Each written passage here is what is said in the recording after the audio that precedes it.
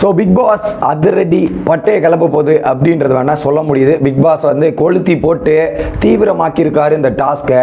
Worker versus manager 2.0 ஆரம்பமாயிருக்கு அப்படின்றது clear கட்டாக நமக்கு வந்த மெசேஜ் தான். குறிப்பாக 2 நாளாக வந்து நாள் ஓகே ஏதோ சண்டைகள் கண்டென்ட்லாம் இருந்துச்சு. நேற்று அப்படியே எல்லாரும் அப்படியே படுத்து விட்டார்கள். ஐயா என்னது இது, நீங்கள் சொல்கிறத நாங்கள் செஞ்சுட்டு போகிறோம் அப்படின்ற மாதிரி இருந்தாங்க. ஒரு இம்பாக்ட் ஒரு கண்டென்ட் இருந்ததா? இல்லை. வழக்கம் போல் ஃபேக்ட்ரி டாஸ்க்னா நமக்கு இருக்கிற எக்ஸ்பெக்டேஷனே வேற மாதிரி இருக்கும்.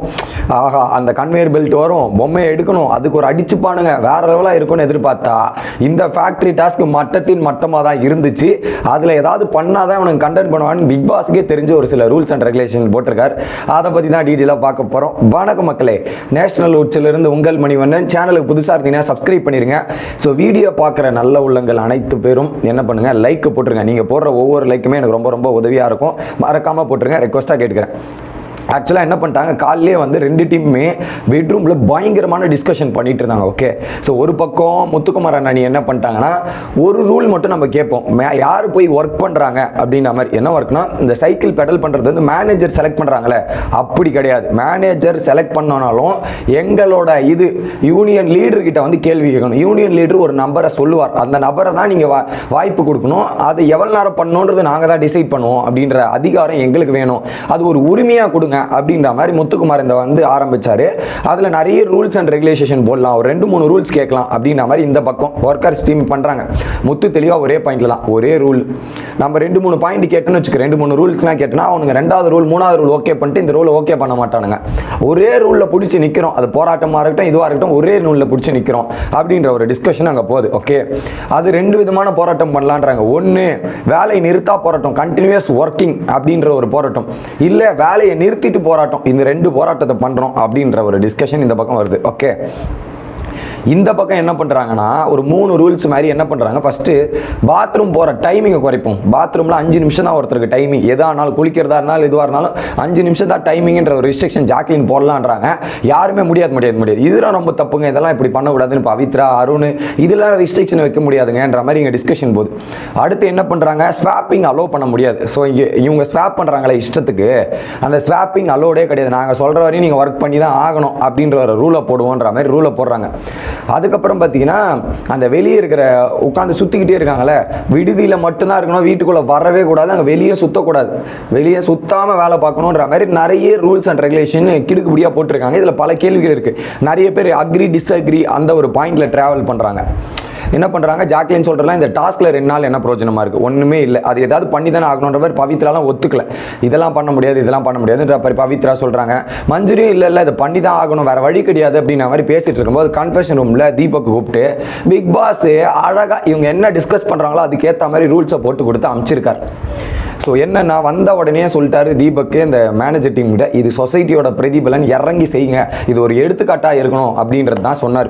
ஆக்சுவலாக அதுதான் பாயிண்ட். இந்த கேமை புரியாமல் நீங்கள் எல்லாரும் விளையாடி, நான் சொல்கிறேனே, இந்த ஆரம்பத்துக்கு இருக்கும் குழப்பத்திற்கான காரணம் 2 பேர். நான் சொல்கிறேங்க, இந்த டாஸ்க்கு மண்ணா போனதுக்கான காரணம் 2 பேர். ஒன்று அருண், 2வது முத்துக்குமார். இதில் அருணோட ஈகோவால் என்ன பண்ணாரு, ஒர்க்கர் யூனியன் லீடர் அப்படின்ற டாபிக் அருண் வேலிடா தான் பேசினார். அது அருண் பேசினால நான் தப்பு பண்ணுவேன்டா, நான் மாற்றி கொடுப்பேன்டான்றது மாற்றினது முத்துக்குமார்.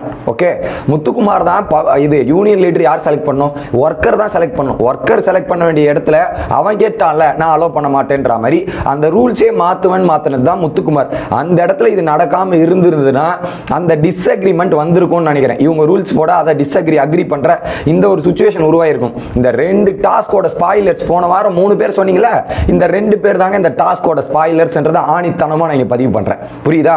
இந்த முழுக்க 2 பேரோட ஈகோவால தான் இந்த டாஸ்க் கேடு கெட்டு போச்சு அப்படின்றத சொல்லிட்டு நான் அந்த கண்டென்ட்டுக்குள்ள போறேன். ஓகே, ஃபர்ஸ்ட் இதுல நல்லா பேசினாங்க, இதுவா பின்ன 2 பேரோட பர்சனல் ஈகோ, அவ்வளவுதான், தட்ஸ் இட். என்ன சொல்றாரு, ரூல்ஸ் இந்த வீட்டில் இருக்கிற எல்லா வேலைகளும், வெளியே தண்ணி மறிக்கிறது, அதுக்கப்புறம் பார்த்தீங்கன்னா பெடல் பண்ணுறது, வீட்டில் இருக்கிற சாமான் தழுவுறது, சாப்பாடு செய்யறது, அனைத்து வேலைகளையும் ஒர்க்கர் தான் பார்க்கணுன்ற மாதிரி ரூல்ஸ் போட்டார். ஏன்னா இதில் வந்து மேனேஜர்ஸ் அதிகமான ஒர்க்கும் பார்த்துட்டு இருந்தாங்க. ஓகே, அதனால என்ன பண்ணிட்டாங்க, இவங்க தான் பண்ணணுன்ற மாதிரி அடின்னு அடிச்சிட்டார். மொதல் பாயிண்டே ஒடிச்சிட்டார். அதேமாரி வீட்டில் எங்கே வேணாலும், வீட்டில் எல்லாரும் போகலாம், ஆனால் போகிற வேலையை மட்டும் செஞ்சுட்டு வரணும். ஒர்க்கர் வந்து ஒரு வேலைக்கு போகிற, ரெஸ்ட் ரூம் போகிற அது மட்டும், சமைக்க போகிறாரு அது மட்டும், வெஷல் வாஷிங் அது மட்டும், அந்தந்த வேலைகளை மட்டும் தான் பண்ணணும் அப்படின்ற 2வது ஆப்புமே வைக்கிறார்.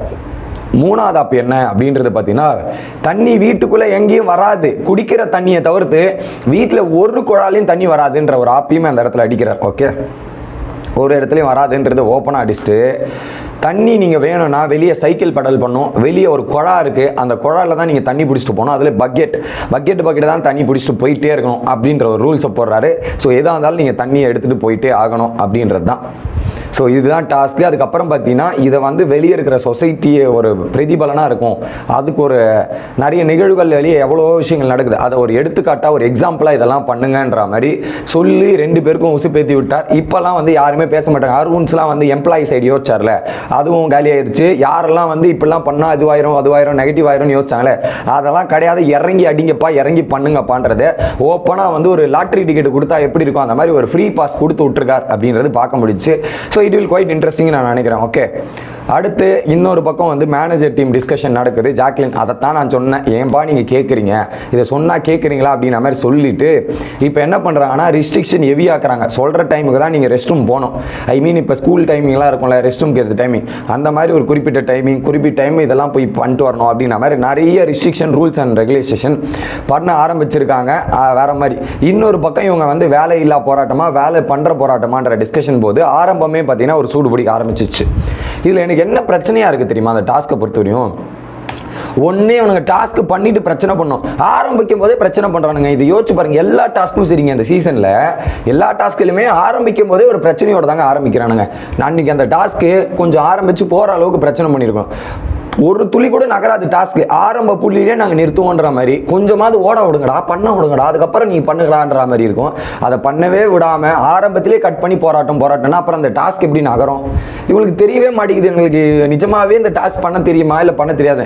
இப்போ ஒரு இது இவ்வளோ செட்டப் போட்டிருக்காங்களே, அது கொஞ்சமாவது நம்ம பண்ணி பார்த்துட்டு ரியாக்ட் பண்ணுவோம். பண்ணாமே நாங்கள் ரியாக்ட் பண்ணுவோன்ற மாதிரி ரியாக்ஷன் சோனுக்கு போனால் ஒன்றும் சொல்கிறதுக்கு இல்லை அப்படின்றதான் பார்க்குறேன். இப்போ கூட பாருங்கள், இந்த டாஸ்க்கை போய் பண்ண மாட்டானுங்க. முதல்ல வந்து இவனுக்கு பாரு நாங்கள் போராட்டம் பண்ணுறோன்ற மாதிரி இறங்கினவனுங்க பாருங்களேன். ஸோ அதில் குறிப்பாக வந்து என்ன பண்ணிட்டாங்க, எல்லாரும் ரெஸ்ட் ரூம் போகணும் அவசரம். இதில் வந்து முத்துக்குமார் ஒரு திட்டம் போட்டார். ரெஸ்ட் ரூம்லாம் வந்து நம்ம வேலையாட்களுக்கு தான் முன்னுரிமை. எப்படி வேலையாட்கள் தான் ஃபஸ்ட்டு சாப்பிடணும், ஃபஸ்ட்டு குளிக்கணும், ஃபஸ்ட்டு ரெஸ்ட் ரூம் யூஸ் பண்ணணும், எல்லாமே இவங்களுக்கு தான். அவங்கெல்லாம் ரெண்டாவது, மேனேஜர்லாம் ரெண்டாவது கேட்டகிரின்ற மாதிரி முத்து ரூல் போடுறார். கண்டிப்பாக அங்கே ஆப்போசிட்டில் எதிர்ப்பு வரும்ன்றது தெரிஞ்சு தான் அந்த ரூலை போடுறார் முத்துக்குமார். இன்னொரு பக்கம் மேனேஜர் டீம் வந்து காலைல ரெஸ்ட் ரூமுக்கே பல பிரச்சனை வந்துருச்சு. என்னன்னா ஒவ்வொருத்தராக பக்கெட்டில் தண்ணி பிடிச்சிட்டு போகும்போது எங்களுக்கு ரெஸ்ட் ரூம்லாம் வந்து எங்கள் இது போகுங்க அப்படின்ற மாதிரி என்ன பண்ணுறாங்க, மேனேஜர் பேசிட்டு இருக்கும்போது குறுக்க விஷால் பேசினார். உடனே வந்து நீங்கள் எதாக இருந்தாலும் மேனேஜர் கிட்ட சொல்லுங்க, எதா இருந்தாலும் உங்க யூனியன் லீடர் கிட்ட சொல்லுங்க, எங்க கிட்ட வந்து பேசாதீங்க விஷால் அப்படின்னும் போது டென்ஷன் ஆயிட்டு, ஏன் பேசக்கூடாது எம்மா, உங்களுக்கு இருக்கிற இன்சார்ஜ் கிட்ட தான் பேசணும், மேனேஜர் யார்கிட்ட வேணாலும் பேசுவாங்க, உங்க இஷ்டத்துக்குலாம் பேசக்கூடாதுன்ற மாதிரி சொல்லிட்டு அவருக்கு எமர்ஜென்சியா சரி ஓகே நீங்க போங்க பக்கெட் எடுத்துட்டு போங்கன்னும் போது உடனே எனக்கு எமர்ஜென்சி, அடுத்த செகண்ட் அடுத்த ஒரு நிமிஷத்துல என்னால் எமர்ஜென்சி கிடையாது மாறிடுச்சுங்க, என்னால் போக முடியாதுன்ற மாதிரி. ஸோ அங்கே நிறைய பேருக்கு இப்பவே முரண்பாடுகள் கருத்து வேறுபாடுகள்லாம் நடக்க ஆரம்பிச்சிருக்கு. ஸோ அடுத்தடுத்த வீடியோவில் இன்னும் டீட்டெயிலாக பார்க்கலாம். ஸோ தொடர்ந்து சேனலோட இணைஞ்சிருங்க. Bye guys.